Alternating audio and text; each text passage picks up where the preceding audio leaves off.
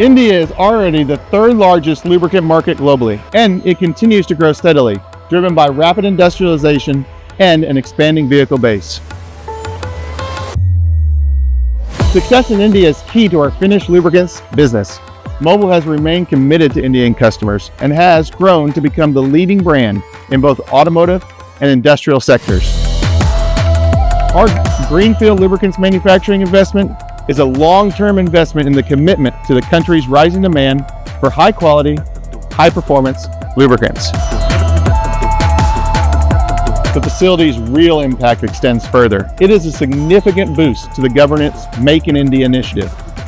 It strengthens local manufacturing by leveraging local supply chain ecosystem. Around 90% of the plant's equipment has been sourced locally.